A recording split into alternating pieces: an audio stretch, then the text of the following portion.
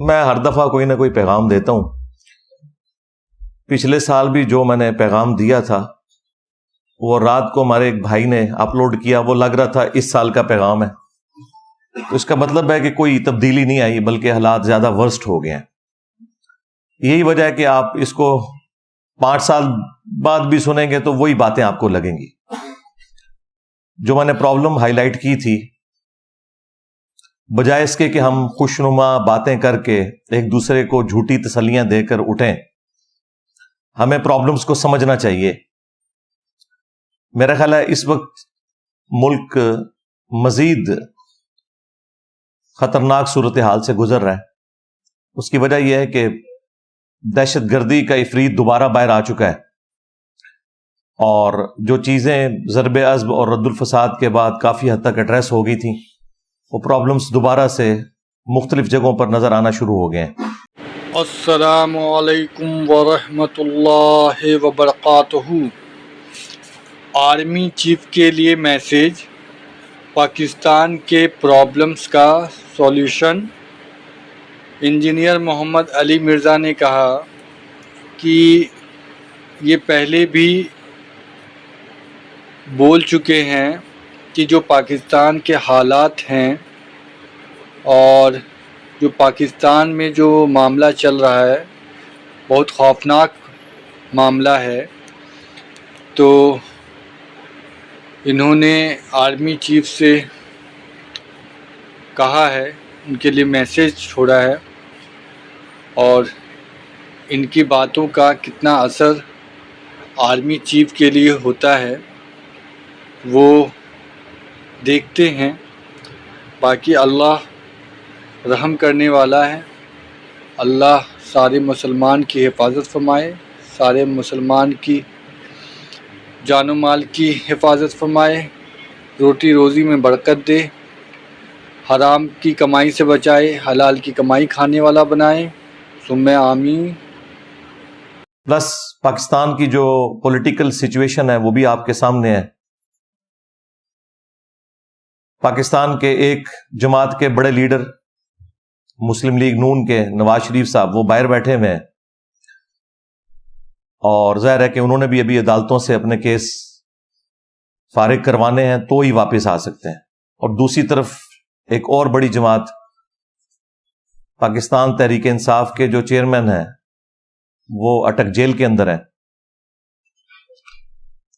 اور ابھی تازہ آپ کو پتہ ہے اسمبلیاں بھی تحلیل ہو گئی ہیں، اور ایک غیر معروف شخصیت پرائم منسٹر کے عہدے کے لیے نامزد ہوئی ہیں. ان میں بس ایک ہی پازیٹیو چیز مجھے نظر آئی ہے کہ وہ بلوچستان سے ہیں. ہم بھی یہ پہلے کہتے ہیں کہ چھوٹے صوبوں کو اہمیت دینی چاہیے، صرف پنجاب کی جاگیرداری نہیں ہونی چاہیے آرمی چیف کی پوسٹ کے اوپر، یا چیف جسٹس کی پوسٹ کے اوپر، یا پرائم منسٹر کی پوسٹ کے اوپر. تو یہ ایک اچھا ڈیسیژن اس اعتبار سے تو ہے. باقی ظاہر ہے کہ ان کی جو پولیٹیکل تھاٹس ہیں وہ ان کے پرانے بیانات کے ذریعے میڈیا کے اوپر آ چکی ہیں. تو ان سے صرف نظر کرتے ہوئے چلے مستقبل میں جس کام کے لیے انہیں بٹھایا گیا ہے وہ اس وعدے کو پورا کریں، اور ٹائم کے اوپر انتخابات ہوں، جو کہ اب آفیشلی آئین کی ساری وہ شکوں کو استعمال کرتے ہوئے فروری 2024 تک لے گئے ہیں. میں تو اس پہ بھی بڑا خوش ہوں کہ اگر فروری یا مارچ 2024 کے اندر بھی الیکشن ہو جائے، کیونکہ ہمارے دلوں میں تو وسوسے آتے ہیں کہ شاید کوئی یہ معاملہ لٹکانے والا ہو رہا ہے. تو لٹکانے سے تو فائدہ نہیں ہوگا، کیونکہ جن لوگوں کا عوام میں سٹیک نہیں ہے انہیں کوئی پرواہ نہیں ہوتی ملک کے ساتھ کیا ہو رہا ہے. جو پولیٹیکل لیڈرز ہوتے ہیں انہیں کم از کم اتنی شرم و حیا ہوتی ہے کہ ہم نے پبلک میں آ کے لوگوں کا سامنا کرنا ہے. تو ظاہر ہے کہ لوگ پھر ان کا انالیسس کرتے ہیں جو کچھ انہوں نے گورنمنٹ کے اندر رہ کے پرفارم کیا ہوتا ہے، تو لوگوں کے لیے جج کرنا آسان ہو جاتا ہے. میں نے پچھلی دفعہ بھی عرض کیا تھا کہ پاکستان کا ایک ہی بڑا مسئلہ ہے، وہ یہ ہے کہ جو لوگ اپنی ڈیوٹیز کے اوپر لگے ہوئے ہیں وہ اپنا کام کرنے کی بجائے دوسرے کاموں کے اندر انٹرسٹ فیل کر رہے ہیں. اس کی وجہ سے نہ صرف یہ کہ وہ دوسرے کاموں کو صحیح طریقے سے کر نہیں پاتے، بلکہ اپنا جو ان کا کام ہے اس کے اندر بھی وہ کمزوری کا شکار ہے۔ اگر ایک چیف جسٹس ہاسپٹل کے وزٹس کرنا شروع کر دے گا، ڈیم فنڈ بنانا شروع کر دے گا، اور اس چیز کی پرواہ نہیں کرے گا کہ لاکھوں کیسز اس کی عدالتوں میں رکھے میں، تو وہ ان کاموں کی طرف کیا توجہ دے گا؟ چونکہ میڈیا کے اندر آنے میں ان لوگوں کو شاید خوشی محسوس ہوتی ہے۔ آپ پچھلے آلموسٹ 7-8 سال سے دیکھ لیں کہ ہمارا جو 9 بجے کا خبر نامہ ہے وہ عدالت نامہ بن چکا ہوا ہے۔ فلاں کو بیل مل گئی، فلاں کو ملنے والی ہے، فلاں کے اوپر فلاں کیس آ گیا، فلاں جج نے یہ ریمارکس دے دیے۔ آج ایک پولیٹیکل جماعت کا لیڈر کوئی بات کرتا ہے، اگلے دن عدالت سے اس کا ریبٹل آتا ہے، حالانکہ ججز کا کوئی کام نہیں ہے کہ وہ کسی بھی سٹیٹمنٹ کے اوپر ریبٹل کریں، سوائے اس کے کہ جس کام کے لیے وہ بیٹھے ہوئے ہیں۔ جج گونگا ہونا چاہیے، وہ صرف سنتا ہے اور سن کے جج کرتا ہے، اس کے بعد وہ فیصلہ سنا دیتا ہے۔ یہ نہیں ہوتا کہ وہ ایک اس کو صحافت نامہ بنا کر پیش کرتا ہے اپنی عدالت کی کارروائی کو۔ یہ کام نہیں ہونے چاہیے، اور وہ ہو رہے ہیں مسلسل۔ ان ججز کو نہ تو اخباریں پڑھنی چاہیے، نہ ہی سوشل میڈیا کے ساتھ ان کا کوئی تعلق ہونا چاہیے، تاکہ یہ اپنے ضمیر کی بجائے آئین اور قانون کے مطابق فیصلہ کریں۔ ضمیر ان کا ظاہر ہے وہی کچھ ہے، کسی کی فیملیز نون لیگ کے ساتھ اٹیچ ہیں، کسی کی فیملیز پی ٹی آئی کے ساتھ اٹیچ ہیں، وہ قانون کو بالکل نہیں دیکھتے ہیں، اور وہ آپ کو فیصلوں میں نظر بھی آ رہا ہے۔ اس لیے میں نے بارہا عرض کیا ہے کہ پاکستان میں پہاڑوں کے اندر ٹنلز کھود کے وہاں پہ بہترین فیسلٹیز دے کے ان ججوں کو بٹھایا جائے، اور وہاں پہ عدالتیں لگنی چاہیے۔ ان ججز تک کوئی بھی اخبارات اور اس طرح کی چیزیں نہیں پہنچنی چاہیے، تاکہ یہ صحیح فیصلہ کریں۔ عدالت کا نظام اگر درست ہو جائے، باقی سارے معاملات خود بخود صحیح ہو جائیں گے۔ ہمارے ملک کا سب سے بڑا مسئلہ یہ ہے کہ عدالتیں اپنا کام صحیح طریقے سے نہیں کر رہی، انصاف کے ساتھ بھی نہیں کر رہی، ٹائملی بھی نہیں کر رہی، اور الٹا تنخواہیں یہ سب سے زیادہ لے رہے ہیں، اور پھر لوگوں کو بیٹھ کے یہ بھاشن دے رہے ہوتے ہیں۔ دوسری طرف ہماری جو اسٹیبلشمنٹ ہے، انہوں نے تازہ توبہ کی تھی، لیکن پھر 9 مئی ہو گیا۔ اس سے قطع نظر کہ 9 مئی پلانڈ تھا یا ان پلانڈ تھا، اس کے پیچھے کون تھا، لیکن جو قرائن بتا رہے ہیں وہ یہ ہے کہ چیئرمین پی ٹی آئی اپنے آپ کو کسی بھی صورت اس سے علیحدہ نہیں کر سکتے، کیونکہ شروع میں انہوں نے اس کے ٹیسٹ کو فیل کیا اور ببانگ دوہل کہا کہ یہی ایسا ہی ہونا چاہیے تھا، جب مجھے پکڑیں گے تو آندہ بھی ایسا ہوگا۔ بعد میں وہ جتنی بھی کلیریفیکیشنز دیں، چونکہ شروع میں انہوں نے ایسی سٹیٹمنٹس دی ہیں جس سے ایک عام آدمی یہی رزلٹ نکالے گا کہ وہ اس کے پیچھے تھے۔ اب وہ بھلے کہیں کہ میں اس کے پیچھے نہیں تھا، یہ غلط ہوا، لیکن وہ جو 10,000 لوگ پکڑے ہوئے ہیں وہ کوئی خلائی مخلوق تو نہیں ہے، وہ پی ٹی آئی کے کارکن ہی ہیں۔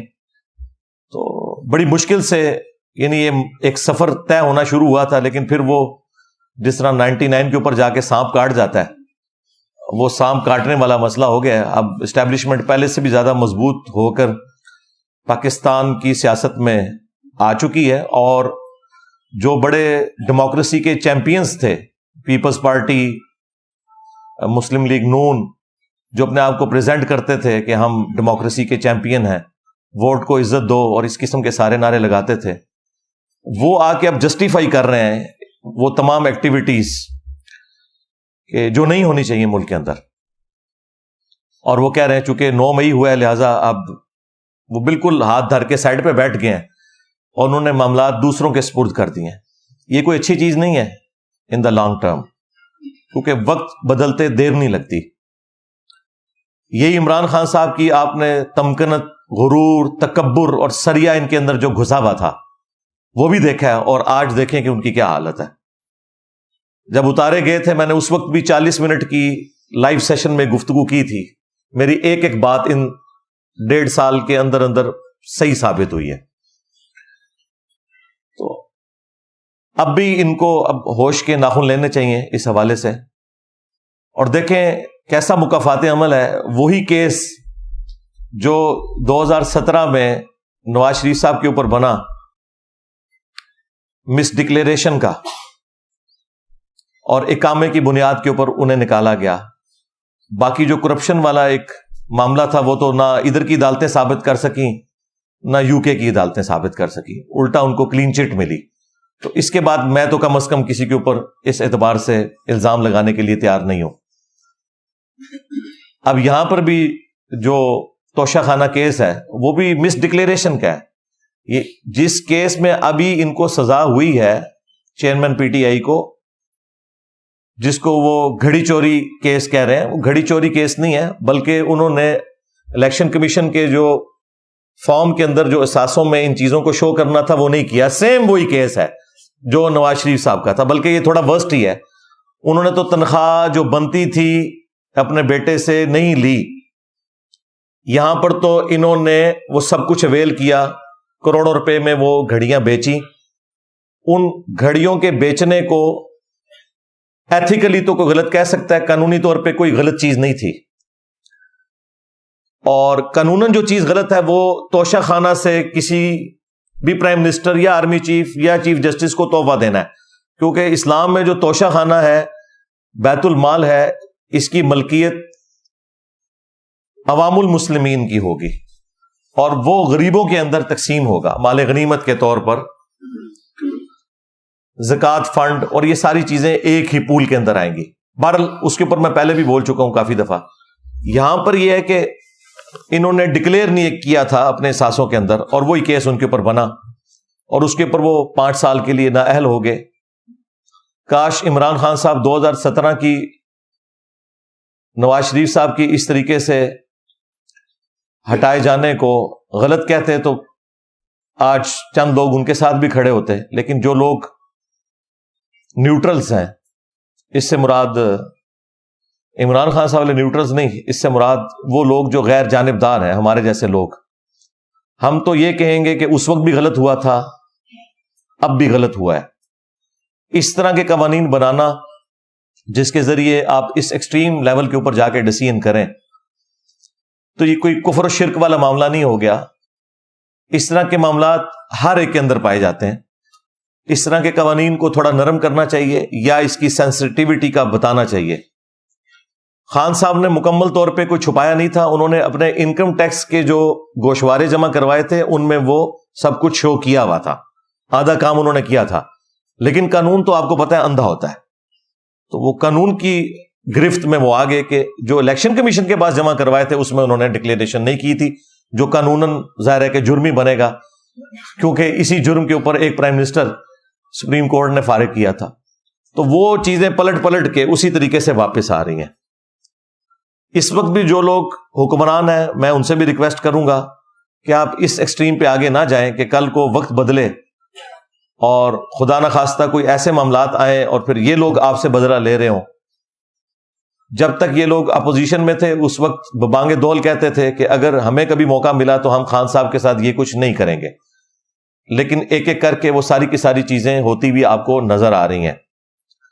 عدالتیں بھی کس طرح مینج ہو رہی ہیں وہ بھی آپ کو نظر آ رہا ہے, اور کس طریقے سے معاملات کو بگاڑا جا رہا ہے. اس میں خان صاحب کا بھی قصور ہے, اور ہم ان کو اس وقت بھی سمجھا رہے تھے کہ آپ پولیٹیشنز کے ساتھ بیٹھیں, otherwise at the end of the day انہی پولیٹیشنز نے ہی آپ کو بینیفٹ پہنچانا ہے. جن لوگوں کے ساتھ آپ امیدیں وابستہ کیے ہوئے ہیں انہوں نے آپ کے کوئی کام نہیں آنا, کیونکہ وہ ہر زمانے میں ٹیشو پیپر کی طرح لوگوں کو استعمال کر کے پھینک دیتے ہیں اور ایک سٹیپ آگے بڑھ جاتے ہیں. لیکن انہیں نہیں سمجھ آ رہی تھی اس وقت.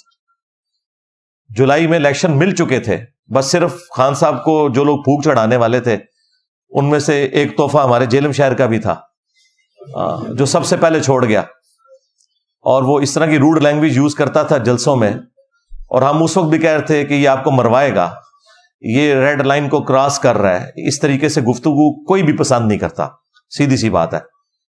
تو وہ دیکھیں وہ سب سے پہلے ہٹا, اور جس نے ساری کی ساری یہ پھونک چڑھائی تھی کہ جی دیکھی جائے گی, یہ ہو جائے گا, وہ ہو جائے گا, لیکن وہ آپ کے سامنے ہے. کچھ بھی نہیں ہوتا میرے بھائی. جب برا وقت آتا ہے نا تو وہ کہتے ہیں سایہ بھی ساتھ چھوڑ جاتا ہے.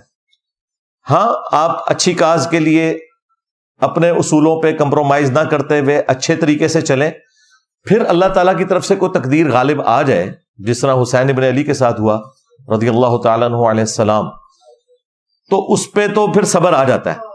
لیکن جب آپ غلط معاملات کو غلط طریقے سے لوگوں کے سامنے پریزنٹ کرتے ہوئے چلیں، پھر ظاہر ہے کہ آپ کے ساتھ کوئی اس طرح کی ہمدردی والا لیول پہ جا کے ہم ہمدردی نہیں کر سکتے، سوائے اس کے کہ ہم آپ کے مخالفین کو یہ سمجھائیں کہ جو کچھ آپ کے ساتھ ہوا تھا وہ کچھ آپ اپنے مخالفین کے ساتھ نہ کریں۔ توشہ خانہ کے حوالے سے میں نے پہلے بھی عرض کیا تھا کہ بخاری اور مسلم دونوں میں حدیث ہے، نبی صلی اللہ علیہ وآلہ وسلم نے عاملین زکوٰۃ کو، جو زکوٰۃ کے کلیکٹرز ہوتے ہیں، ان کو بھیجا وہ جا کے زکوٰۃ کلیکٹ کریں نبی صلی اللہ علیہ وآلہ وسلم کے بہاف کے اوپر، اور جب وہ واپس آتے تھے تو وہ کچھ مال بیت المال میں جمع کرواتے تھے اور کچھ اپنے پاس رکھتے تھے، بھیڑ بکریاں جو انہیں گفٹ ملی ہوئی ہوتی تھی، اور نبی علیہ السلام سے آ کے عرض کرتے تھے کہ یا رسول اللہ یہ تو وہ ہے جو زکوٰۃ کی مد میں لوگوں نے جمع کروایا، اور یہ وہ گفٹس ہیں جو ہمیں لوگوں نے دیے ہیں۔ تو نبی صلی اللہ علیہ وآلہ وسلم نے فرمایا کہ تم لوگ اپنے گھروں میں جا کے اپنے ماں باپ کے پاس بیٹھو، میں دیکھتا ہوں کہ تمہیں یہ گفٹ کون دیتا ہے، یہ گفٹ تمہیں اس پوسٹ کی وجہ سے ملے، لہٰذا یہ بھی مسلمانوں کی امانت ہے، بیت المال میں جمع ہوگی۔ تو نبی صلی اللہ علیہ وآلہ وسلم ان گفٹس کو بھی بیت المال میں جمع کیا کرتے تھے۔ تو یہ پاکستان میں جو یہ قانون ہے توشہ خانہ کا کہ آپ پہلے تھا 20% دے کے، پھر بنا 50% دے کے اس کی مالیت، اور اس کو آپ ریٹین کر سکتے ہیں لیکن بیچ نہیں سکتے، نہ تو ریٹین کر سکتے ہیں نہ بیچ سکتے ہیں، یہ آپ کی ملکیت ہی نہیں ہے، کیونکہ پرائم منسٹر آف پاکستان ایک پوسٹ ہے، اس پوسٹ کو ملا ہے یہ گفٹ، نہ کہ یہ نواز شریف صاحب کو ملا ہے یا عمران خان صاحب کو ملا ہے، اس پوسٹ کی وجہ سے ملا ہے، ورنہ تو باقی لوگوں کو بھی مل رہے ہوں گفٹ۔ اس لیے یہ تو قانون ہی ویسے ہی چینج ہونا چاہیے، اب اس طرح کے معاملات کے بعد تو اس کے اوپر نظر ثانی کرنی چاہیے۔ دوسری بات میں سمجھتا ہوں ہمیں اب مان لینا چاہیے کہ ہم ایز اے نیشن انکمپیٹنٹ ہیں، جب تک ہم یہ چیز نہیں مانیں گے اس وقت تک ہم لرن نہیں کر سکتے۔ ویسے ہم ملی ترانوں کے ذریعے اپنے آپ کو بڑا کر کے پریزنٹ کریں، لیکن یہ حقیقت بات ہے کہ دنیا بہت آگے نکل چکی ہے اور ہم بہت پیچھے رہ گئے ہیں۔ ایون آپ گیمز میں بھی دیکھ لیں، جن گیمز کے اندر ہمیں بڑا ایک فخر تھا کہ نیچرل ٹیلنٹ اویلیبل ہے ہاکی کی گیم کے اندر، وہ بھی آپ دیکھ لیں کہ ہمارا کیا حشر ہو گیا ہے، کیونکہ دنیا نے اس کو سائنٹیفک انداز میں لے کے چلنا شروع کیا اور ہم وہی پرانے اپنے معاملات کو اس طریقے سے لے کے چل رہے تھے تو پیچھے رہ گئے۔ تو انکمپیٹنسی بھی ہے، پراپر بندہ جو پراپر جاب کے اوپر ہونا چاہیے وہ نہیں ہے۔ ایٹ لیسٹ 3 بڑے جو عہدے ہیں نا، ایک پرائم منسٹر کا عہدہ، دوسرا چیف جسٹس کا عہدہ اور تیسرا آرمی چیف کا عہدہ، ان 3 عہدوں کے اوپر امین قسم کے لوگ جو اس فیلڈ کے اندر ایکسپرٹیز بھی رکھتے ہوں اور ان کے اندر ول بھی ہو کام کرنے کی، وہ ہونے چاہیے۔ نچلے والے معاملات پھر بعد میں آہستہ آہستہ درست ہوں گے، وہ اچانک نہیں درست ہوتے۔ میں تو اس مت کو بالکل نہیں مانتا کہ اوپر کوئی صحیح بندہ آ جائے تو نیچے سب کچھ صحیح ہو جائے گا، ایسے ہو ہی نہیں سکتا۔ نیچے گراس روٹ لیول کے اوپر جتنی خرابی ہے اس کو اوپر بیٹھا ہوا بندہ حل نہیں کر سکتا، وہ صرف قانون بنا سکتا ہے، تھوڑی سزائیں سخت کر سکتا ہے، لیکن وہ نیچے تک اس کے اثرات پہنچتے ہوئے کافی ٹائم لگتا ہے۔ لیکن طریقہ یہی ہے کہ اوپر سے رولز بن کے اور معاملات آہستہ آہستہ چلنے چاہیے، لیکن وہ ہمیں نظر نہیں آتا۔ یہاں پر ہر کوئی میڈیا میں ان رہنے کی کوشش کرتا ہے، پاور کو اپنے ہاتھ میں رکھنے کی کوشش کرتا ہے۔ پہلے پاکستان میں صرف طاقت جو ہے وہ اسٹیبلشمنٹ کے پاس تھی اور مولوی ان کے اعلی کار ہوا کرتے تھے، ایک دوسرے کے بینیفیشری ہوا کرتے تھے۔ پھر جب افتخار محمد چودھری صاحب کے بعد عدالتیں ذرا ڈومیننٹ ہو کے سامنے آئیں تو اب ملک میں 2 پاورز ہیں، ایک عدلیہ اور دوسری اسٹیبلشمنٹ، اور یہ آپس میں ایک دوسرے کو فائدہ بھی پہنچاتے ہیں اور بعض اوقات اپنے مفادات کی خاطر ایک دوسرے کے خلاف بھی کھڑے ہو جاتے ہیں، اور ہم خام خواہ خوش ہو رہے ہوتے ہیں کہ یہ ڈیسیژن ہو گیا، وہ ہو گیا، حالانکہ یہ اپنے مفادات کو ہی دیکھ کے چل رہے ہوتے ہیں۔ لیکن ڈیموکریٹک ویلیوز کے اندر، ڈیموکریسی کے اندر تو اصل طاقت تو عوام کے پاس ہونی چاہیے، لیکن میں ڈیموکریسی وہ بات کر رہا ہوں جو اسلامک ڈیموکریسی ہے، قرآن و سنت کے دائرے کے اندر، وہ کفر والی ڈیموکریسی کی بات نہیں کر رہا۔ یہ میں وہ بات کر رہا ہوں جو امرہم شورى بینہم قرآن میں ہے، مسلمانوں کے آپس کے معاملات مشورے سے طے ہوں گے، حلال کے دائرے کے اندر۔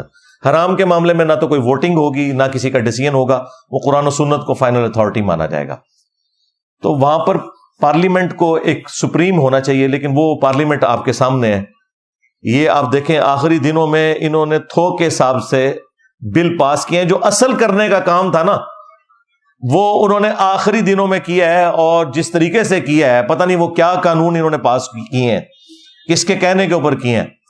یہ وہی کام ہے جو مولوی کرتے ہیں کہ 8 سال کے درس نظامی کے کورس میں 7 سال تک شیخ سعدی کا کلام پڑھاتے رہتے ہیں، فارسی کے معاملات سکھاتے رہتے ہیں، اور آخری سال جا کے دورہ حدیث کروا دیتے ہیں. اس لیے وہ پہلے ہی ان کا وہ سارے کا سارا ٹائم ضائع ہو چکا ہے. اب دورہ حدیث نے ان کے اوپر کیا فرق ڈالنا ہے؟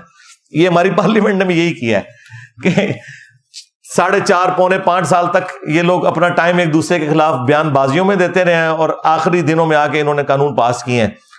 اب کوئی پتہ نہیں نہ ان قوانین کے اوپر کوئی بحث ہوئی ہے، اب اس کا رزلٹ کیا نکلنا ہے، اور بعد میں وہ قوانین کس کے لیے استعمال ہونے ہیں، ایک دوسری جماعتوں کو نیچا کرنے کے لیے، پولیٹیکل لیڈرز کو اندر ڈالنے کے لیے. تو اللہ ہی بہتری کرے. بہرحال اس وقت میں سمجھتا ہوں سب سے بڑی ذمہ داری ہمارے آرمی چیف کے اوپر ہے، اور یہ میں کوئی خوشی سے نہیں کہہ رہا، ایسا ہونا تو نہیں چاہیے. پرائم منسٹر کا کام ہے کہ وہ اس طرح کے ڈیسیژن کرے، لیکن چونکہ اب ایک گراؤنڈ ریئلٹی تو ہے، اس کو انکار تو نہیں کیا جا سکتا کہ پریکٹیکلی سب سے پاورفل پرسنالٹی آرمی چیف ہی پاکستان کے اندر ہوتا ہے، اور اب تو بہت زیادہ پاورفل ہو گئے 9 مئی کے بعد. تو ان کے اوپر اب ذمہ داری بھی ہے کہ اگر وہ پاکستان کو صحیح آگے لے کے چلنا چاہتے ہیں تو جس کی ڈیوٹی ہے وہ اس کو کرنے دیں، نہ عدالتوں میں کوئی انٹروین کریں، نہ پالیٹکس کے اندر. اور اگر انہیں یہ خدشہ ہے کہ اس سے کوئی فوج کی ساکھ کو نقصان ہو جائے گا تو ٹھیک ہے یار، مل بیٹھ کے اب کوئی معاملہ حل کر لیں.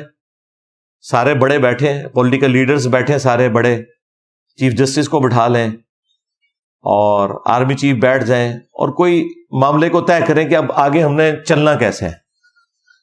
میرا خیال ہے کہ جتنے پولیٹیکل لیڈرز ہیں ان میں سے مجھے سب سے اچھا ویژن شاہد خاقان عباسی صاحب کا لگا. پی ٹی اے والوں کو تو آج کل ویسے وہ اچھے لگنا شروع ہو گئے ہیں. جس وقت ہم ان کی تعریف کرتے تھے اس وقت یہ ہمیں گالیاں نکالتے تھے. آپ 8 سے 1.5-2 سال پہلے کی بھی ان کی گفتگو سنیں، اور دوسرے وہ جو ایک پیپلز پارٹی چھوڑ گئے، کیا نام ہے ان کا، مصطفیٰ نواز کھوکر صاحب. یہ حالانکہ یہ لبرلز ہیں، خیر خاقان عباسی صاحب تو ایک مذہبی آدمی ہے، لیکن ماشاءاللہ یہ رول آف لا پہ چلنے والے لوگ ہیں. یہ جو باتیں کر رہے ہیں، میں ان کے کاموں کی بات نہیں کر رہا، ہاں وہ باتیں ماشاءاللہ بہت اچھی کر رہے ہیں. اور وہ 2-2.5 سال پہلے بھی کہہ رہے تھے کہ جب تک ہم یہ طے نہیں کرتے نا کہ ہم نے مستقبل میں کرنا کیا ہے، تو آپ الیکشن بھی کروا لیں، پھر وہی چوچو کا مربع ہی بننا ہے، اور وہی حالات و واقعات بگڑتے چلے جائیں گے. اور یہ میں ان کو سیکنڈ کرتا ہوں کہ بالکل انہوں نے ٹھیک کہا تھا. جب تک، یعنی اب وہ ایک مثال سمجھانے کے لیے دی جاتی ہے کہ جب تک کتے کو کنویں سے نہ نکالیں تو 20 ڈول نکالنے کیا، آپ 2000 ڈول بھی نکال لیں تب بھی وہ پانی پاک نہیں ہوگا. تو یہ اصل جو ایشوز ہیں ان کو ایڈریس کیا جائے. ہماری انکمپیٹنسی کا مسئلہ ہے، یہ ہمیں ماننا چاہیے، اور خبروں میں رہنے کا شوق، اس کی وجہ سے دوسرے کے کاموں میں جا کے لچ فرائی کرنا، یعنی کہ لچ تلنا، تو یہ ساری کی ساری چیزیں اس وقت اس نے پوری قوم کو پریشان کیا ہوا ہے. سیدھی سی بات ہے. اب 14 اگست کے اوپر آپ دیکھیں جس طریقے سے ایک غیر اعلانیہ ایک خاص پولیٹیکل جماعت کا کریک ڈاؤن کیا جا رہا ہے، اس طرح کرنے سے کوئی مسئلے حل تو نہیں ہونے. اور دیکھیں، میں اگر اس جماعت کی فیور میں بات کر رہا ہوں تو سب سے زیادہ کرٹک بھی میں اس جماعت کا رہا ہوں، ان کے چیئرمین کا رہا ہوں. سوائے ان چند باتوں میں جو اچھی تھی میں سپورٹ بھی کرتا تھا. تو اب بھی میں یہ بات کروں گا کہ یہ کوئی طریقہ نہیں ہے. اس طرح کرنے سے پرابلمز حل نہیں ہونے، مزید بگڑیں گے. کیونکہ جب آپ پولیٹیکل لیڈرز کو اس طرح اندر کرتے ہیں تو آپ ان کی پولیٹیکل تھاٹس تو بدل نہیں سکتے، کیونکہ ان کے لیے سب کچھ وہی ہوتا ہے. عمران خان صاحب 1000 یو ٹرنز لے لیں، لیکن یہ یو ٹرن وہ نہیں لیں گے کہ ملک چھوڑ کے چلے جائیں. یہ ایک ہی چیز بچی ہے جس کے اوپر وہ قائم ہے. باقی تو اللہ کے فضل سے جو بھی انہوں نے بات کی 180 ڈگری اس کے چلے. ہاں، یو ٹرن کے نام کے اوپر ہم تو اس کو غلط سمجھتے ہیں. لیڈر کی زبان پکی ہونی چاہیے، لیکن یہ میں آپ کو بتا دوں کہ یہ ایک ایسی چیز ہے، اگر یہ اس سے پیچھے ہٹیں گے نا تو پھر ان کے ساتھ کوئی بھی ان کا محبت کرنے والا اٹیچ نہیں رہے گا. لہٰذا یہ تو آپ چیز بھول جائیں کہ وہ ملک چھوڑ کے جائیں گے. انہوں نے ادھر ہی رہنا ہے، چاہے جیل کے اندر رہیں چاہے باہر رہیں، ہاؤس اریسٹ ہو کے، ملک تو وہ نہیں چھوڑیں گے. لہٰذا اس طرح کی کوئی کوشش کرنا تو یہ تو غلط چیز ہے. اور باقی ان کے ساتھ کے لوگ ظاہر ہے ان کو تو اور بینیفٹس بھی مل جائیں گے. خان صاحب کے پاس بس یہ ایک چیز بچی ہے تو ظاہر ہے کہ وہ اپنی اس کاز کے لیے اپنی جان دے دیں گے. آپ دیکھ لیں ہٹلر کو بھی اینڈ پہ اس نے بنکر میں اپنے آپ کو خود گولی مار لی تھی، لیکن اس نے سرنڈر نہیں کیا. یہ میں نے آپ کو مثال اس لیے دی کہ جو لوگ اپنی زبان کے ذریعے اور گفتگو کے انداز کے ذریعے اتنی زیادہ پبلک کو اپنے ساتھ لگا لیتے ہیں تو ان کے پاس پھر الٹیمیٹلی جو وہ سو کالڈ عزت سمجھتے ہیں وہ ان کے پاس موجود ہوتی ہے، وہ اسے گنوانا نہیں چاہتے. تو یہ تو خیر ایک ورسٹ مثال تھی. مسولینی کی مثال آپ دیکھ لیں، اس کو تو پھر پھانسی پہ لٹکایا گیا تھا، وہ بھی اسی طریقے سے عوام کو اپنی تقریروں کے جال میں پھنسائے ہوئے تھا. خان صاحب کا معاملہ ایگزیکٹلی ویسا تو نہیں ہے لیکن کچھ چیزیں کامن ہیں دونوں طرف. تو میرا خیال ہے کہ ایسا کوئی معاملہ کرنا نہیں چاہیے کہ جس کی وجہ سے ملک میں حالات مزید بگڑ جائیں. اور پہلی دفعہ ہم دیکھ رہے ہیں کہ فوج کے اندر بھی ایک ایسی ڈویژن نظر آ رہی ہے جو نہیں ہونی چاہیے، کیونکہ پاکستان کی یونٹی کی علامت جو ہے وہ پاکستان کی فوج ہے. آپ لوگوں کو تو شاید اس چیز کا احساس نہ ہو. میرے جیسا بندہ جو سب سے زیادہ کرٹک ہے فوج کی انوالومنٹ پالیٹکس کے اندر، 2013 سے لے کے آج تک میری ویڈیوز آپ دیکھیں، جس زمانے میں ان کی پالیسی نہیں تھی کہ ہم اے پولیٹیکل ہیں، اس زمانے میں بھی میں کہتا تھا کہ یہ غلط ہے. اب تو وہ خود کہتے ہیں ہمیں پالیٹکس میں نہیں آنا چاہیے، اگرچہ وہ مکمل طور پہ اپنے آپ کو نکال بھی نہیں پا رہے مجبوری کی وجہ سے. اور 9 مئی تو ان کے ہاتھ میں ایک ہتھیار آ گیا. تو میں اس وقت بھی یہ کہتا تھا، لیکن ایک بات آپ لوگ سمجھ لیں کہ پاکستان میں اگر سب سے آرگنائز کوئی ادارہ ہے جو پاکستان کی یونٹی کی علامت ہے تو وہ فوج ہی ہے. اس چیز کا احساس جو لوگ باہر ہیں ان کو تو نہیں ہوگا، جو اندر ہیں ان کو اس چیز کا احساس ہے کہ پاکستان میں کراچی سے لے کر خیبر پختونخوا تک یا بلوچستان کے آپ سرحدی علاقوں میں چلے جائیں، سب جگہ پہ اگر کوئی کامن بانڈ ہے نا پاکستان کی نیشن کا تو وہ فوج ہے. کیونکہ سیکیورٹی کو فوج دیکھ رہی ہوتی ہے. پاکستان کے ایٹامک انرجی کے اداروں کی ساری سیکیورٹی فوج کے پاس ہے. پاکستان کا سارا سینسٹیو اسلحہ فوج سیکیورٹی کو دیکھ رہی ہوتی ہے. ایون ہماری جو سائٹس کے اندر بھی سیکیورٹی ہے وہ بھی فوج کے پاس ہوتی ہے، اور بڑی مشقت والی زندگی وہ گزار رہے ہوتے ہیں. پورا دن سخت گرمیوں کے اندر آپ پہاڑوں کے اندر جہاں پہ ہیومیڈیٹی کا لیول بھی بہت زیادہ ہو، اور آپ پوسٹوں کے اوپر بیٹھ کے اے سی والے کمروں میں نہیں، عام پوسٹوں پہ بیٹھ کے پورا دن ڈیوٹی کریں، اور جب تھکے ہارے رات کو اپنے کمرے کے اندر آئیں تو اس کمرے سے کبھی کوئی سانپ نکل رہا ہو، کوئی بچھو نکل رہا ہو.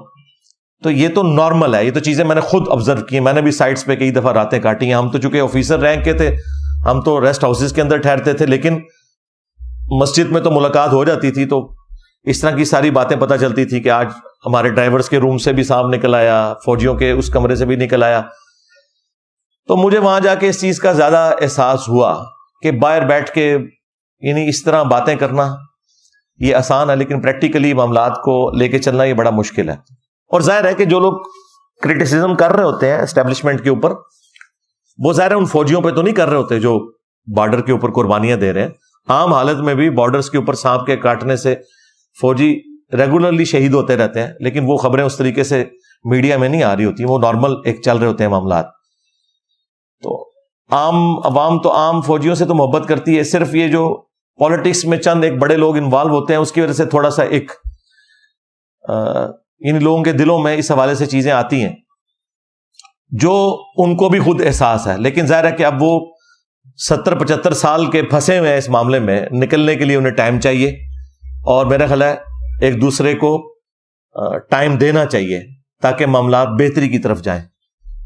14 اگست کے اوپر 2023 میں یہ ساری باتیں ہم کر رہے ہیں، 8 سے سال پہلے بھی کر رہے تھے، اس سے بھی 1 سال پہلے کر رہے تھے.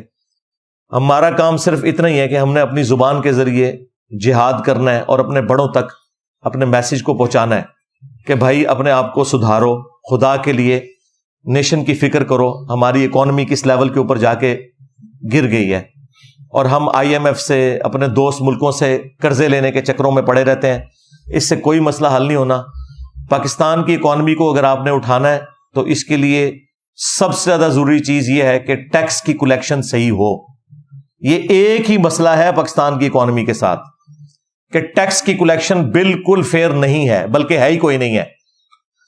آپ جن ڈاکٹرز کے پاس علاج کروانے کے لیے جا رہے ہیں اور وہ 1500, 2000, 3000 فیس لیتے ہیں, اور آپ کو پرچیوں کے اوپر وہ نمبر بنا کے دے رہے ہوتے ہیں. اگر آپ وہ کیلکولیٹ کریں تو میں آپ کو جیلم شہر, چھوٹا سا شہر ہے, اس کے اندر درجنوں ڈاکٹرز ایسے بتا سکتا ہوں جو لاکھوں کی نہیں ملینز کی دیہڑیاں لگا کے اٹھتے ہیں, لیکن ٹیکس ان کا کوئی نہیں ہے.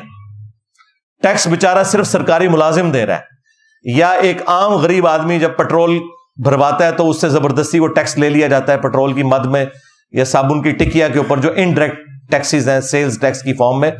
باقی جو یہ بڑے لوگ ہیں جن سے ٹیکس کلیکٹ ہونے چاہیے, وہ تو آپ نے شبر زیدی کا انٹرویو شاہ زیب خان زادہ کے ساتھ سن لیا. میرا خیال ہے وہ ایک انٹرویو نا پوری پاکستانی نیشن کو دیکھنا چاہیے تاکہ انہیں پتا چلے کہ آپ کا پرابلم کیا ہے. کہ سارے پولیٹیشنز ایک ہیں ٹیکس چوری کرنے کے معاملے میں, خواہ وہ PTI سے تعلق رکھتے ہیں, خواہ وہ مسلم لیگ سے تعلق رکھتے ہیں, خواہ پیپلز پارٹی سے, گورنمنٹ کسی کی بھی ہو. جب بھی ٹیکس لگنے شروع ہوتے ہیں تو یہ سارے اکٹھے ہو کے پہنچ جاتے ہیں. اور وہ شبر زیدی صاحب تو خود چیئرمین PTI کے بڑے چاہنے والے بھی ہیں, اسٹیبلشمنٹ کے بھی بندے ہیں, ان کے بھی چاہنے والے ہیں. لیکن انہوں نے جو باتیں کی ہیں نا وہ بڑی لاجیکل فٹ ان بیٹھتی ہیں. اس وقت کے اگر آپ بیانات نکال کے دیکھیں اس میں انہوں نے خان صاحب کی تعریفیں بھی کی ہیں, لیکن جو خان صاحب کمپرومائز کرتے تھے معاملات میں اس کو بھی انہوں نے ایڈریس کیا. اور جو ایکس آرمی چیف تھے باجوہ صاحب, ان کا بھی ذکر کیا کہ انہوں نے فل سپورٹ کیا, لیکن جب DHA کے اوپر ٹیکسز کی باری آئی تو انہوں نے کہا یار ہاتھ اولا رکھ, میرے بندے بھی تو وچ کر رہے ہیں. تو بس وہی بات ہے کہ ہر بندے دے وچ اپنے فالوورز آ جاندے نے. ہاں, یہ فالوورز بہت خطرناک ہوتے ہیں, بلکہ خطرے ناک ہوتے ہیں. تو پاکستان کا سب سے بڑا مسئلہ ٹیکس کلیکشن ہے. یہ ٹیکس کلیکشن نہیں ہوگی, آپ جتنے مرضی قرضے لے لیں, جو مرضی کر لیں, آپ کی اکانومی نہیں اٹھنی, کیونکہ یہاں پہ لوگ کمائی کر رہے ہیں لیکن ملک کو دے کچھ نہیں رہے. اور پھر کہتے ہیں جی ملک نے ہمیں کیا دیا ہے. مجھے 3-4 دن پہلے ہمارے ایک ٹیم ممبرز میں سے بھائی تھے, تو میں نے یہ وہ جھنڈا لگایا ہوا پاکستان کا, تو مجھے کہتے ہیں میں نے بھی خریدا ہوا لیکن میں نے سائڈ پہ رکھ دیا ہے, اس ملک نے ہمیں دیا ہی کیا ہے. میں نے کہا یار یہ ملک کو پوچھنا چاہیے کہ تم نے ہمیں کیا دیا ہے. ملک نے تو وہ کچھ آپ کو دیا ہے کہ جو آپ سوچ نہیں سکتے. یعنی میں آج اس ایک بڑے منصب کے اوپر اللہ تعالیٰ نے مجھے پہنچایا ہے. صدیوں میں بہت کم لوگ ہیں جن کو اس لیول کا عروج ملتا ہے. تو ظاہر ہے سب کچھ میں نے ادھر سے ہی حاصل کیا ہے, ادھر ہی میری تعلیم ہوئی ہے, ادھر سے ہی میں نے سب کچھ سیکھا ہے, سب کچھ لرن کیا ہے. میں باہر کے کسی ملک سے تو پڑھ کے نہیں آیا, میری جتنی ایجوکیشن ہے وہ ملک کے اندر ہے. تو ہم نے دیکھنا ہے کہ ہم نے ملک کو کیا دیا ہے. کیا ہم ٹیکس دے رہے ہیں پورا؟ تو بالکل نہیں, سوائے وہ فورن کمپنیاں جو یہاں کے کاروبار کر رہی ہیں, اور وہ بھی صرف گوروں کے سسٹم کی وجہ سے اس کو فالو کرتے ہوئے وہ ٹیکس دے رہی ہیں. باقی یہاں کی لوکل کمپنیاں یا لوکل جو برانڈز ہیں وہ کیا آپ کو ٹیکس دے رہے ہیں. KFC والے آپ کو ٹھیک ہے وہ چٹ نکال کے دیں گے ہر چیز کی, وہ ایک پورا ریکارڈ بن رہا ہے, وہ ٹیکس ان کا جاتا ہے گورنمنٹ کے کھاتے میں. لیکن کیا یہی کچھ باقی کمپنیاں بھی کر رہی ہوتی ہیں؟ آپ کے یہاں تو پاکستان کے آلموسٹ سارے شہروں سے دور دراز سے بھی لوگ آئے ہوئے ہیں. آپ دیکھیں کہ آپ کے شہروں میں سویٹس کی کوئی دکان ہوگی, ہاسپٹلز ہوں گے پرائیویٹ, اسی طریقے سے یہ کھانے پینے کی جو دکانیں ہیں, یہ فلودہ, آئس کریم, جو ملینز کی دہاڑیاں لگا کے اٹھتے ہیں, جو بڑے بڑے ہیں, آپ دیکھیں ان کا کوئی ریکارڈ موجود نہیں ہے. آپ پیسے دیتے ہیں اور چیز لے لیتے ہیں, کوئی آپ کو بل نہیں پکڑاتے, یا کوئی دے گا بھی تو بل نہیں ہوتا, ایک پرچی کے اوپر لکھ دیتے ہیں یہ ٹوکن نمبر, اور وہ ٹوکن نمبر بھی ایسا نہیں ہے کہ اس کا کوئی ریکارڈ ہے پیچھے. نہیں, وہ جب وہ ریکارڈ ہی نہیں ہے تو وہ کہاں سے ٹیکس دیں گے میرے بھائی؟ کھا رہے اسی ملک سے ہیں, اور پھر کہتے ہیں کہ ملک نے دیا کیا ہے. ملک نے یہ دیا ہے کہ آپ آزادی کے ساتھ یہاں کاروبار کر رہے ہیں. آج پاکستان کی پولیس, عدلیہ, فوج ختم کر دیں تو مجھے یہاں پہ کوئی دکان بھی کھول کے بتائے. یہ آپ جو آزادی سے دکان کھول کے صبح کے وقت سے لے کے شام تک پاکستانیوں سے پیسے لوٹتے ہیں کاروبار کی شکل میں اور ٹیکس نہیں ادا کرتے، اور آپ کہتے ہیں ملک نے کیا دیا ہے؟ ملک نے یہ دیا ہے کہ آپ آزادی سے کر رہے ہیں، ادروائز ہر دکاندار کو اپنے 10 باڈی گارڈ رکھنے پڑے، ان کے پیسے دینے پڑے۔ پھر ملک نے یہ دیا ہے کہ آپ گھر سے جس سڑک پہ ڈرائیو کر کے اپنی شاپ پہ آتے ہیں، یہ سڑک بھی ملک نے آپ کو دی ہوئی ہے۔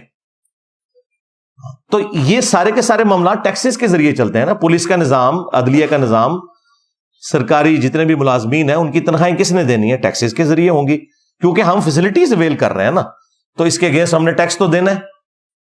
آج بھی یہ جو وابڈا آپ کو بجلی دے رہا ہے، یعنی ان کو آلموسٹ 40-50 روپے کا ایک یونٹ پڑ رہا ہے۔ ظاہر ہے کہ وہ تیل سے بجلی بنا رہے ہیں، لیکن آپ کو وہ دے رہے ہوتے ہیں 20 روپے، 22 روپے، 25 روپے، اور ہم کہتے ہیں جی ریٹ چڑھ گیا۔ ریٹ ابھی بھی تو چڑھ رہا ہے نا، ابھی بھی ہر یونٹ میں 15 سے 20 روپے گورنمنٹ ڈالتی ہے، تب جا کے آپ کو 25 روپے کا وہ یونٹ پڑتا ہے۔ ظاہر ہے ہمارے ساتھ ایک مسئلہ ہے، غریب ملک ہے، ہم نے جس ٹائم کے اوپر کوئی کام کرنے تھے وہ نہیں کیے ہوئے، ڈیمز ہم نے نہیں بنائے ہوئے۔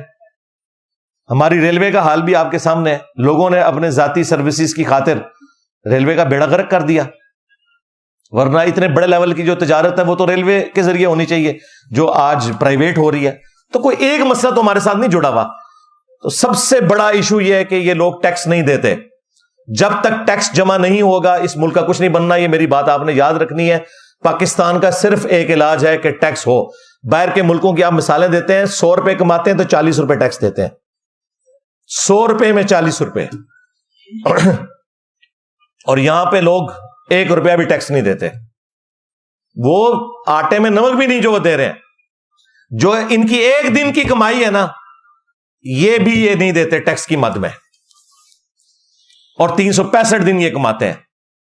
اور سارے آپ اداروں میں بھی دیکھ لیں، اسی طریقے سے یہ سارے معاملات پھر ٹریگر کرتے چلے جاتے ہیں۔ جب تک ہم ٹیکس کلیکشن اپنی بہتر نہیں کرتے اس وقت تک کچھ نہیں بننا۔ دوسرا، پڑھے لکھے لوگوں کے لیے تو میرا یہی مشورہ ہے کہ میرے بھائی اب اس ملک میں آپ کے لیے کچھ نہیں ہے سوائے اس کے کہ آپ انزائٹی کا شکار ہوں گے۔ تو بہتر یہ ہے کہ آپ میں سے جس کا بھی کوئی ایسا معاملہ سیدھا ہوتا ہے دوسرے ملکوں میں نکلیں، وہاں جابز کریں، اور یہ کوئی ایب والی بات نہیں، اور ریمیٹنس پاکستان کو بھیجیں۔ آپ بھی پاکستان کی ترقی میں حصہ ڈال رہے ہوں گے۔ آج بھی آپ دیکھیں، کل بھی رات کو میں اسٹیٹ بینک کے فگرز دیکھ رہا تھا، 6 ارب ڈالرز روشن ڈیجیٹل اکاؤنٹ کے اندر آئے ہیں، جو ایک ریکارڈ اماؤنٹ تھی لوگوں نے۔ ظاہر ہے وہ اس لیے آ رہے ہیں کہ بھی اتنا سود پاکستان کو دینا پڑ رہا ہے پیسے اکٹھے کرنے کے لیے، جو باہر کے ملکوں میں بینکوں کا اتنا سود نہیں ہے۔ 2%، 3% سے زیادہ بینک سود نہیں دیتے ہیں۔ آپ کے بینک جو ہے وہ 20%، 22-25% سود دے رہے ہیں۔ تو ظاہر ہے لوگوں نے پیسے جمع کروانے۔ ہم بڑے خوش ہو رہے ہیں کہ 6 ارب ڈالر آ گئے، تو یہ جو 6 ارب ڈالر آئے اس کے اگینسٹ پاکستان کو کیا کچھ پے کرنا پڑ رہا ہے؟ At the end of the day نقصان ہی اٹھا رہے ہیں۔ تو اس لیے جو لوگ پڑھے لکھے لوگ ہیں دوسرے ملکوں میں جائیں، وہاں جا کے جابز کریں، اپنے ملک کے اندر ریمیٹنس بھیجیں، اور یہاں پہ جو لوگ جن کو اللہ تعالیٰ نے اسودہ حال کیا ہے ان کو چاہیے کہ جو فیسلٹیز وہ خود اپنے ذات کے اندر مینج کر سکتے ہیں۔ مثلا فیکٹری آنرز کا کوئی کام نہیں ہے کہ وہ وابڈا سے سستی بجلی لیں، ان کو چاہیے اپنے سولر پلانٹس لگائیں اور بجلی اپنی خود پروڈیوس کریں۔ پاکستان خوش نصیب ملکوں میں سے ہے جہاں 330 دن سورج نکلتا ہے، اس لیے میں نے سولر کے اوپر اتنی تفصیلی ویڈیو ریکارڈ کروائی تھی۔ اس میں نے D H A, Bahria town, city housing اور باقی اسکیمز کو میں نے یہ کہا تھا کہ آپ لوگوں کے پاس وہ لوگ آ کے رہ رہے ہیں جن کے پلاٹس ہی کروڑوں میں ہیں، اگر وہ 20-25 لاکھ روپیہ، 30 لاکھ روپیہ لگا دیتے ہیں سولر سسٹم کے اوپر 8 kVA کا یا 10 kVA کا، تو نہ صرف ان کے لیے فائدہ مند ہے بلکہ غریب لوگوں کو بجلی سستی ملے گی، کیونکہ وہ یونٹس جو انہوں نے استعمال کرنے تھے اب وہ غریب لوگوں تک پہنچیں گے۔ پاکستان کے پاس بجلی کی کیپیسٹی ہے 2050 تک کی، آپ کو پتہ ہے۔ لوڈ شیڈنگ اس لیے ہو رہی ہے کہ ہمارے پاس تیل نہیں ہے جس کے ذریعے ہم بجلی پروڈیوس کر سکیں۔ ہمارا مسئلہ سستی بجلی ہے، ہمارے پاس پلانٹس موجود ہیں۔ آج آپ تیل مفت کہیں سے لیں تو بجلی سرپلس ہے، اتنے پلانٹس ہم لگا چکے ہیں، لیکن اس کو چلانے کے لیے ہمارے پاس تیل نہیں ہے۔ یہ اصل مسئلہ ہے ہمارا، تو وہ تو کبھی بھی حل نہیں ہونا۔ اس لیے ابھی یہ جو پرائم منسٹر نے 1 لاکھ ٹیوب ویلز سولر کے اوپر شفٹ کرنے کا اعلان کیا ہے، اللہ کرے سب کو مل جائیں، یہ بہت اچھا ڈیسیژن ہے۔ 25 سال کے لیے کم از کم 1 لاکھ ٹیوب ویل جو ہے وہ بجلی تو یوز نہیں کریں گے۔ انڈیا آپ کے پڑوسی ملک میں ایک صرف سولر انہوں نے پلانٹ لگایا ہے بہت بڑی زمین کے ایریا کے اوپر، جس کی کیپیسٹی 22,000 میگا واٹ ہے. یعنی پاکستان پورا جتنا بجلی استعمال کرتا ہے نا، وہ ایک سولر کے ان کے سسٹم سے اچیو ہو رہی ہے. ہاں تو دیکھیں ادھر بھی تو یہ سارے معاملات ہو رہے ہیں، وہاں پہ بھی کرپشن ہے، وہاں پہ بھی پولیٹیکل لیڈرز کھاتے ہیں، لیکن ملک کے اوپر لگاتے بھی ہیں. لیکن کم از کم وہاں پر لوگ اپنا اپنا کام کافی حد تک کر رہے ہیں. فوج پالیٹکس میں اتنی دخل نہیں دیتی، عدلیہ بھی اپنا کام کرتی ہے. ٹھیک ہے کمزوریاں وہاں پہ بھی ہیں، لیکن یہاں پہ تو بہت بڑے لیول کی کمزوریاں ہیں. تو یہ 14 اگست کا میرا پیغام تھا اپنے بڑوں کے لیے بھی، چھوٹوں کے لیے بھی، عوام الناس کے لیے بھی، کہ اپنے اوپر نظر ڈالیں. اور یہ جو میڈیا کے اندر ایک دوسرے کو ڈی فیم کرنے کے لیے سوشل میڈیا کے اوپر اس طرح کی پوسٹیں لگانا، گالی گلوچ کرنا، اداروں کے خلاف کرنا یا پولیٹیکل لیڈرز کے خلاف کرنا، یہ بالکل غلط ہے. سب ہمارے ہیں، ٹھیک ہے ڈیویٹ ہو گئے، ہم ان کی اصلاح کی کوشش کریں گے، ان کے لیے دعا کریں گے. اور آخر میں پوری پاکستانی نیشن کو بالخصوص اور باقی امت کو بالعموم 14 اگست 2023 کی مبارک دوں گا، اور سب سے ریکویسٹ کروں گا کہ اللہ کے حضور دعا کریں کہ اللہ تعالیٰ پاکستان کے لیے آسانیاں فرمائے. بلکہ میرا خیال ہے اس موقع پہ ہمیں دعا بھی کرنی چاہیے. اللہم انی اسألک بانک انت اللہ لا الہ الا انت الاحد الصمد الذی لم یلد ولم یولد ولم یکن لہ کفوا احد والہکم الہ واحد لا الہ الا هو الرحمن الرحیم الف لام میم اللہ لا الہ الا هو الحی القیوم اللہم صلی علی محمد وعلی آل محمد اللہم ربنا آتنا فی الدنیا حسنہ وفی الآخرة حسنة وقنا عذاب النار ربنا آتنا من لدنک رحمہ وہیئ لنا من امرنا رشدا اللہم احسن عاقبتنا فی الامور کلہا واجرنا من خزی الدنیا وعذاب الآخرہ.